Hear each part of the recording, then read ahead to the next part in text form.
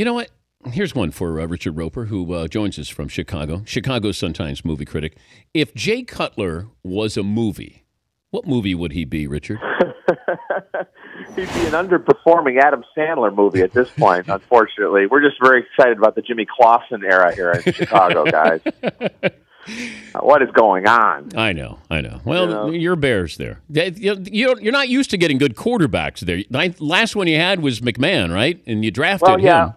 Jim McMahon for 1 year, and then everybody always goes back to Sid Luckman because that was a fine era for us. But this is classic Bears, guys. Dan, the Bears are talking about let's trade Jay Cutler. So of course, if you want to get someone out there and trade him, you bench him. That's the best way to showcase him.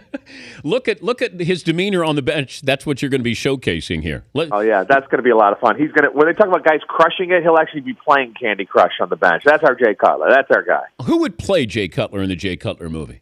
Oh, I think Ryan Gosling could play him. He has that same kind of that kind of sneer on his face all the time. He's a great actor, but I could see Ryan Gosling in the what, Me Worry story?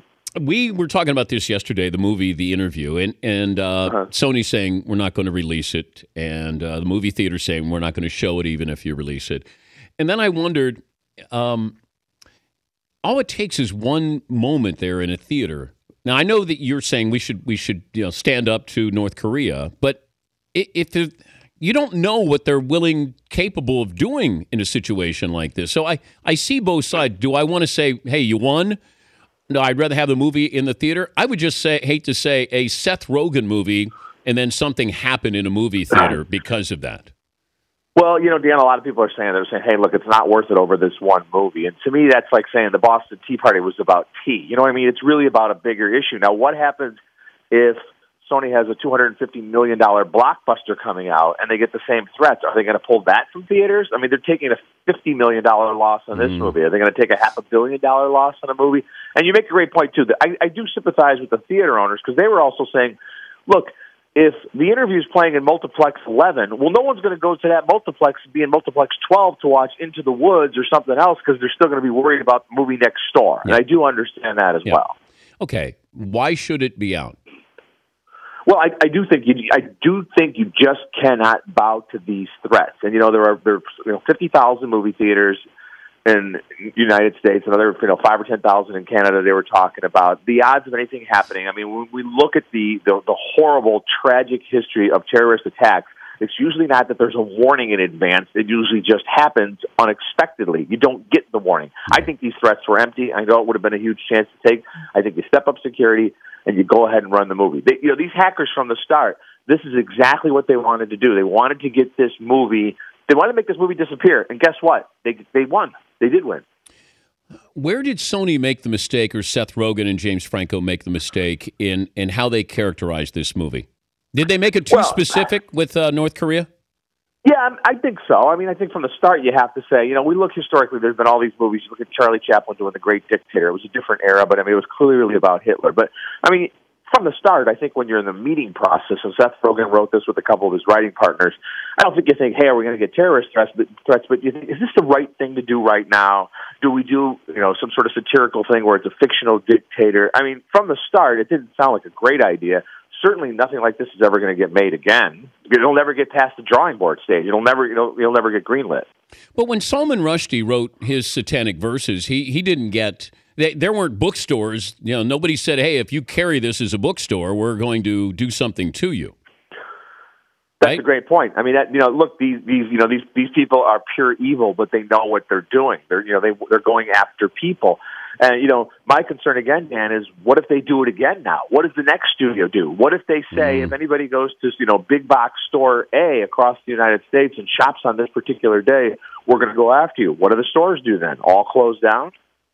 Chicago Sun-Times movie critic Richard Roeper joining us, Dan Patrick Show. The best movie that I have to see is what? Of the entire year? Yep.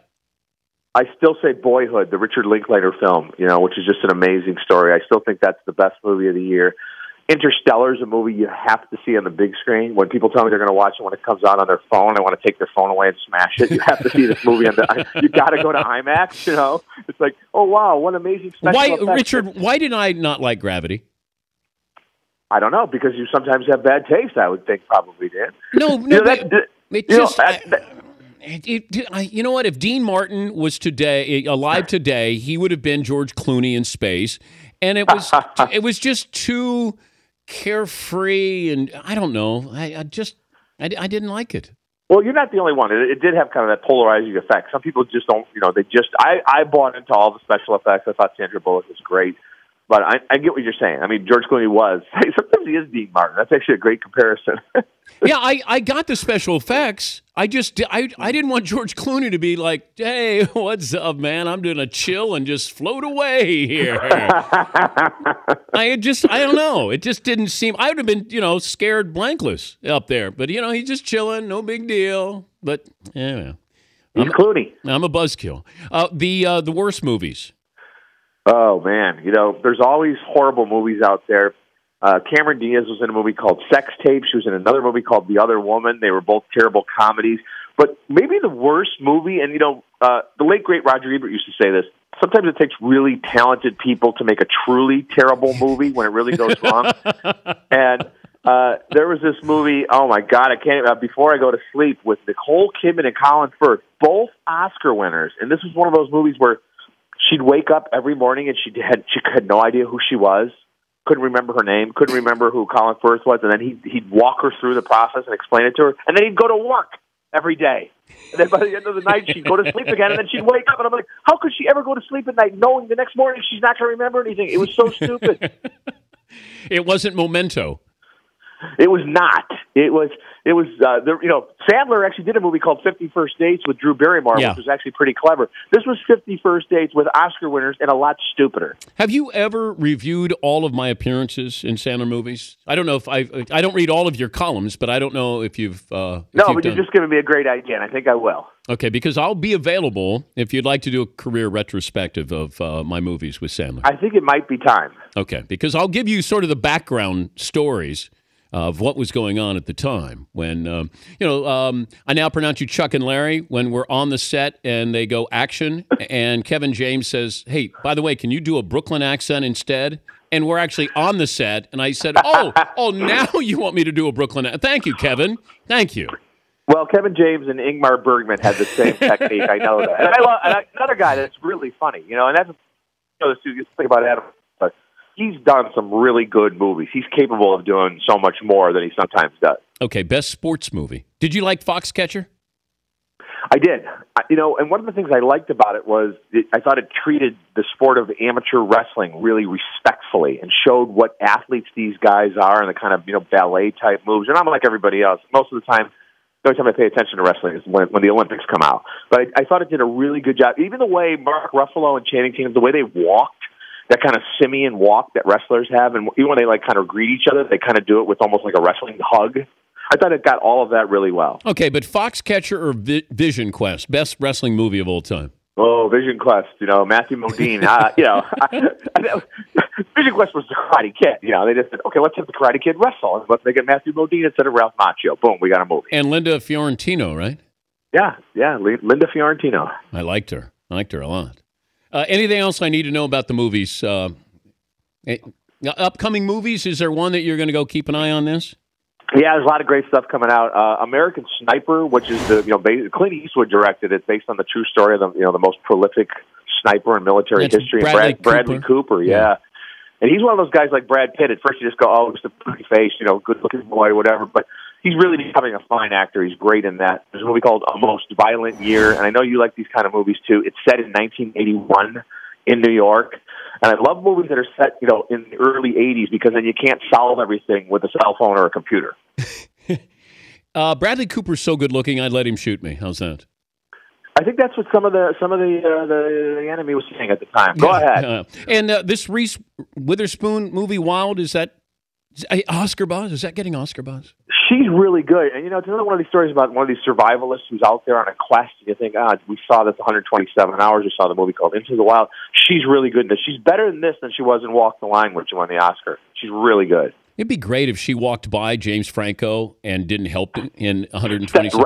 Didn't hear him because she was listeing to her the earbuds on. This guy's sawing off his arm, and she's just walking by, listening to her iPod. See, that's the same kind of thing. I love that. Help!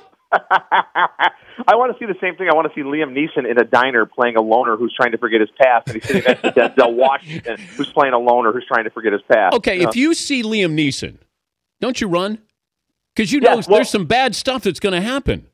Well, this is what I love about Taken 3. Now, the first 2 Taken movies are a lot of fun, but he's really good at getting people back, but he's really bad at hanging on to them. His daughter's been kidnapped twice at this point. He's a crappy father. He really is. Really? Oh, geez, I lost her again. Where is she? I can't find my keys or my daughter. Good to visit with you, Richard. Happy holidays. Thanks for joining us. Happy holidays, All right. man. Thank you, bud. That's Richard Roeper, longtime movie reviewer, Chicago Sun-Times.